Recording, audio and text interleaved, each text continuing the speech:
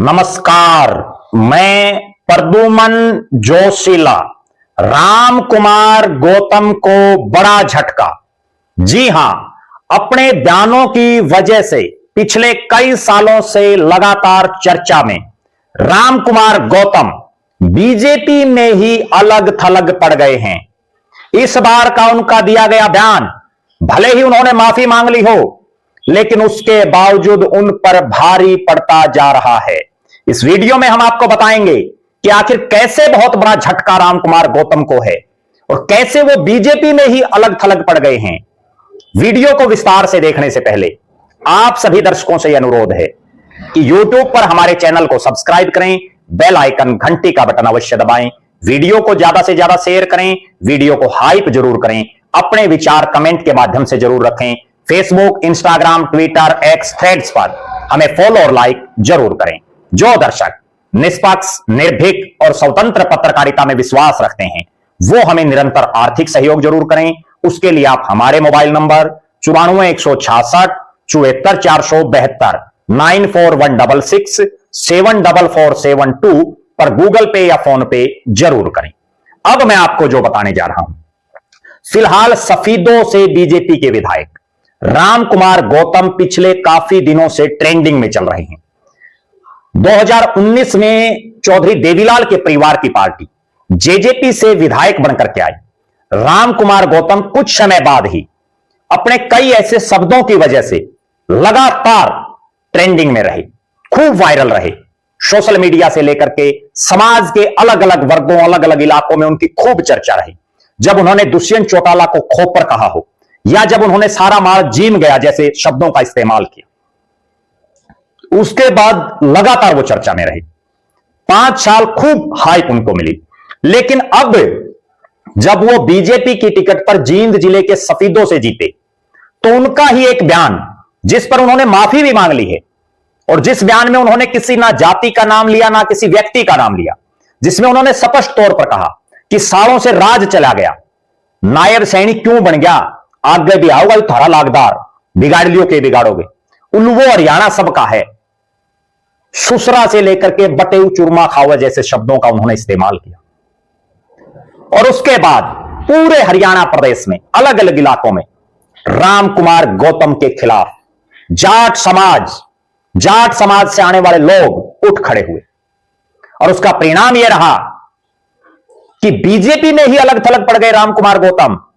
BJP की सरकार हरियाणा में, मुख्यमंत्री बीजेपी के, प्रधानमंत्री देश के बीजेपी के, हरियाणा में 48 विधायक बीजेपी के, 5 सांसद लोकसभा में बीजेपी के, राज्यसभा में 4+1 यानी 5 बीजेपी या बीजेपी के समर्थित, और पता नहीं पन्ना प्रमुख से लेकर के और कितने पदाधिकारी बीजेपी के हरियाणा प्रदेश में। लेकिन राम कुमार गौतम के इन शब्दों पर उनका समर्थन करने वाला कोई नहीं दिखा, बिल्कुल अलग थलग पड़ गए हैं। किसी ने अब तक आगे आकर के यह नहीं बताया कि नायब सैनिक किसका लागदार है, कौन है वो साले जिनसे राज चला गया। ना राम कुमार गौतम ने यह बात बताई, ना बीजेपी के किसी नेता ने इस पर कोई बयानबाजी की। इससे बिल्कुल स्पष्ट हो गया है कि अपने बयानों के लिए अक्सर चर्चा में रहने वाले राम कुमार गौतम को यह बयान राजनीतिक तौर पर बड़े भारी पड़ते दिख रहे हैं। बहुत बड़ा झटका राम कुमार गौतम को है राजनीतिक तौर पर, क्योंकि यही वो राम कुमार गौतम हैं जब इन्होंने खोपर, सारा माल जीम गया जैसे शब्दों का जब इस्तेमाल किया था, तो बीजेपी के नेता हों, कांग्रेस के नेता हों, इनेलो के नेता हों, अन्य सामाजिक लोग हों, उन्होंने खूब राम कुमार गौतम को कोट करके राम कुमार गौतम के इन शब्दों को बार बार प्रयोग किया। लेकिन अब राम कुमार गौतम ने सार्वजनिक मंच पर जिस तरह के अमर्यादित शब्दों का इस्तेमाल किया, जिसमें उन्होंने ऐसे शब्दों का इस्तेमाल किया जिनकी राजनीतिक, सामाजिक, सार्वजनिक जीवन में कहीं कोई जगह नहीं है, तभी बीजेपी के नेताओं ने भी कन्नी काट ली। बीजेपी का कोई बड़ा नेता राम कुमार गौतम के इन बयानों के लिए उनके समर्थन में नहीं आया। यहां तक कि खुद राज्यसभा के सांसद, जो अक्सर जाट समाज के प्रति मुखर दिखाई देते हैं, रामचंद्र जांगड़ा की भी कोई टिप्पणी इस विषय पर नहीं आई। राजकुमार सैनी, पूर्व सांसद बीजेपी के, वर्तमान में लोकतंत्र सुरक्षा पार्टी के सुप्रीमो, उनका भी कोई बयान अब तक नहीं आया है। और बीजेपी के भी और जो नेता हैं, चाहे खुद सफीदो हल्के के ही नेता क्यों ना हो या नारनौंद के नेता क्यों ना हो, उनकी भी कोई टिप्पणी अब तक रामकुमार गौतम के समर्थन में इन बातों को लेकर के नहीं आई है। और बीजेपी छोड़ दीजिए, ब्राह्मण समाज से भी कोई ऐसी मुखर आवाज या कोई प्रमुख नेता का ऐसा बयान नहीं आया जिसमें उन्होंने सालों से राज चला गया या नायब सैनिक किसका है लागदार, इन बातों का समर्थन किया हो।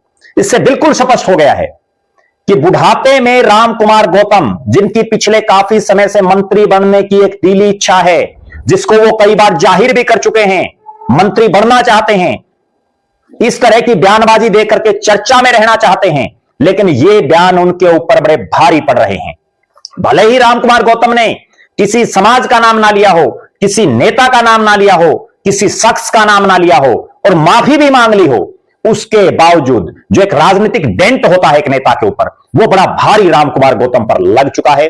जाट समाज उनको जो है लगातार उनकी इन बातों पर अपनी असहमति प्रकट कर रहा है और बड़े कठोर शब्दों में जो है इनकी निंदा की जा रही है इन शब्दों की। आप दर्शकों की क्या राय है? रामकुमार गौतम के इन शब्दों को लेकर के आप क्या मानते हैं? अपनी बेबाक राय जरूर रखें। क्या यह बयानबाजी रामकुमार गौतम की राजनीति को खत्म कर देगी? इस पर भी अपनी टिप्पणी जरूर करें। रामकुमार गौतम से क्या बीजेपी ने अपने आप को अलग थलग, बीजेपी के नेताओं ने रामकुमार गौतम को अलग थलग कर दिया है? उनसे इस मामले में कोई समर्थन नहीं दिया जा रहा, इस पर भी अपनी बेबाक राय जरूर रखें।